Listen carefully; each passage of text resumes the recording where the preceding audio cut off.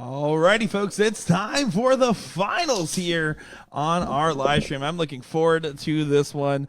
We got Pam and Dolores, aka Paula Murphy and Kim Panti, playing against Taylor Thaxton and, of course, Kaitlin Myers here. This should be a good one. I'm DiChiria, joined by Danny Baggish. Yeah, what a matchup we have here, and already getting out to a good start. Kaitlin Myers opened up with a 10-4, and Paula with a 117. So, yeah, who you have in this matchup, Nick? I'll be honest, I was still leaning towards the initial pick that we had at the start of the day of Kaitlin and Taylor. And that's simply because what we did see from Paula and Kim, while it was good to win, it was not their best form. And I think with all four ladies being in similar spots, I'm going to give a slight edge to the two girls, one bull. Yeah, I can see where you say that. And to be honest with you, all they have to do is bring up their game a little bit, right? If Taylor and Kaitlin brings up the game from the way they played before, we haven't seen the best of Paula and Kim. So I'm leaning towards a 2 scoop here. 2 scoop indeed. An interesting comment here. Sharon says Taylor's not considered new guard. She's been playing since you were taught. When I say new guard, I guess the reference it's more of the generational difference of the talents because dark careers can last a very long time. I mean, what other quote unquote sport that you can really have a 40-year, 50-year career in, right? So when I say new guard, it's just to simply put they have a lot of time on the clock there in reference to that. But no, absolutely agreed. She's been playing even longer than I've been playing. Yeah, so I thought you meant in the sense of travel-wise, because she wasn't always the one to travel out of the state, or she would just travel within the area. So I feel like here lately, within the last year or two, we've seen a lot more of her. We absolutely have, and been pleasure for the dartboards alike as she's been lighting them up. And you can see in the background we have a fair amount of people taking a peek over there. Brandon Lamora in the orange, that is going to be Kaitlin's, I wouldn't say better half. Caitlin's pretty cool, but he's the other half of that equation. The fellow Deep State member in the background there, rocking the same jersey as Kim. Yeah, this is with Taylor and Kim basically on the same score. Kaitlin an opportunity here. She's going to go for it, I think.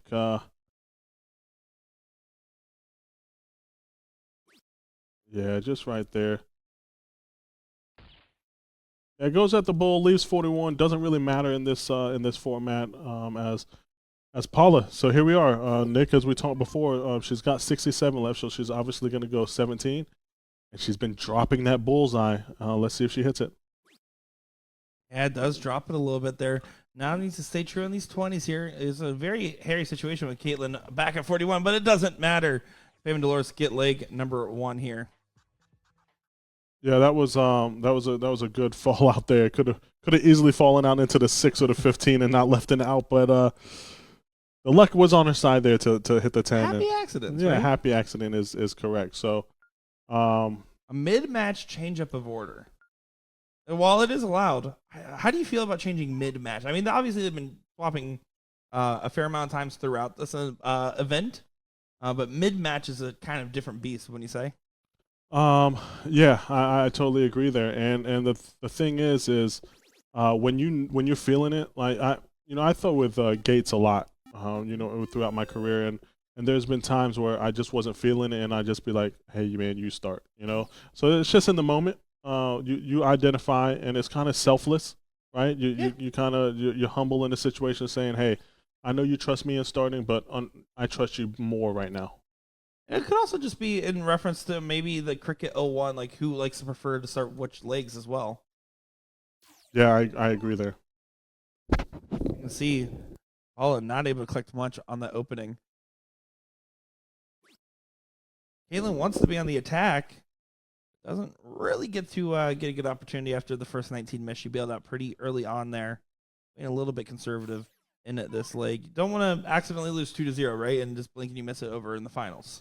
Yeah, you don't want to do that. I don't see that happen. I still think that they kind of get it together here and pull away with this leg. But, sometimes being aggressive to hit the triple is, you got to take a step back and just say, hey, listen, 3 singles is huge here, even in soft tip. You're not wrong. And sometimes it goes into aiming for the fat part of the bed. Sometimes it just means aiming to the bottom part of the wire. depending on what you actually need in that scenario. So, for instance, an open number, you can aim to the bottom part of the wire. If it's an if you just need to get 3 big singles to close, aim for the big fat part. There's no shame in it. There's no shame in it at all. And Paula's going to be on her 19s here, and we all know how much she loves the 19s. Yeah, it's her favorite number. Back off that first start. She wanted to. Out to the side. Stack off the second. Wow, a little overcompensation there.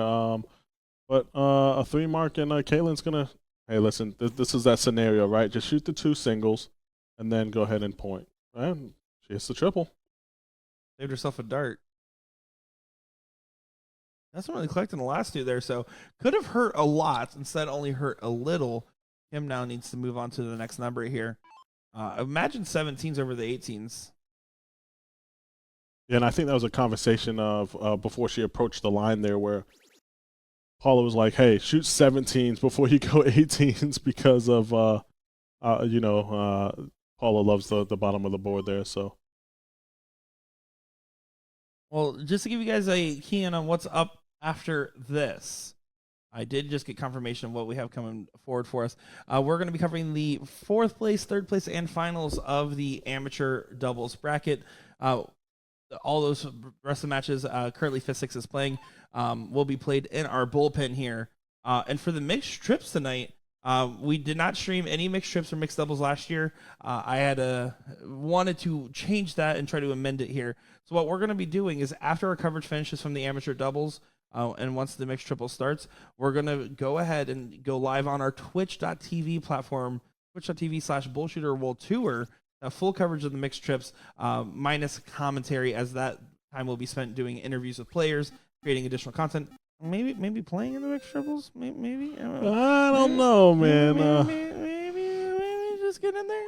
As you can see, I'm barely moving back here, so I want an excuse to say I outshot you and the team, man.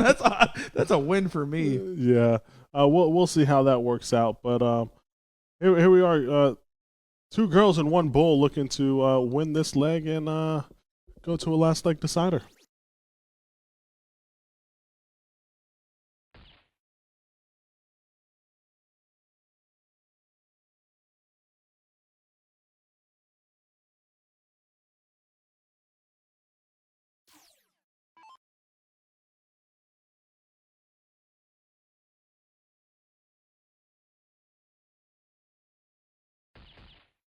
Paula just trying to make a stand on the bulls here, but you are pretty much set to go to that last leg decider. 2 bulls away. Kaitlin Myers going to be going right for it. Yeah, she should go straight at it here. Even if you missed the first or second one, getting 1 more is important here. You have 4 numbers. Stay there. Use that dart. Just get 1. Exactly. There's no real reason to switch. There you go. Does find it there. Not much Kim can do. Right now you're thinking, all right, this is extra warm-ups for the diddles and for game 301. Game 3 being 01. You guys got the idea. I got the idea. Thanks, buddy. Well, here we go. Game 3. Last leg decider. In the final. Is now. Now is happening. Now is happening. And you can see Taylor Thaxton 4.15 there, supported by the 3-0, and Kim and Paula a little bit off the range there, right? I mean, 2.5 and 2.0. You know that they have a lot more capable from them. This is gonna be interesting. Taylor said, "Me throw the bull? Me? No, you throw the bull." They're having a little bit of a laugh back there. I was like, I don't care. That's fun. This is gonna be. She told Brandon to shut up back there. I'm pretty sure. Probably, she likes to say that. You can tell everybody's just having such a good time up here. Taylor gives a bow back there. We're going full chaotic over here. Crazy. Here we go. Follow the show first. Oh, just outside, and Kaitlin hasn't won a bull yet on the stream. I don't think in this doubles. She's been outside the bull. And even there, it just kind of flicked away from there. We talked about her aggressive follow through with her dart stroke. It's one of those things where when she pops that arm, sometimes you can easily just dash it the wrong direction. You're not following truly straight. And her bowls, it's almost like it doesn't really apply as much in the actual 0-1 game itself. It's just that dill. I think she's overthinking it a bit. Yeah, I think so as well. And here we go. It's game 3, and Paula. Let's see how she starts out. It's going to be all about the start for her. Obviously struggling with the bulls today. Yeah, and this is a big moment, right? I mean, if Paula and Kim can just get this done here, they don't want to go to an extra set. They don't want to give an opportunity for Kaitlin and Taylor to find the fire that we've seen from them time and time again. Yeah, they don't. And this is going to be an important start for Kaitlin as well, as Paula opened up with 2 bulls. And just a 63 from Kaitlin. So already a 1 bull advantage for Team Pam and Dolores. And look at this. Kim's just able to go right into that bull as well. Continuing to find that scoring. 2 around gets the money is the saying. Yeah, I mean, that's now 3 bullseye. So at some point in time, they're going to have to put that hat trick in there.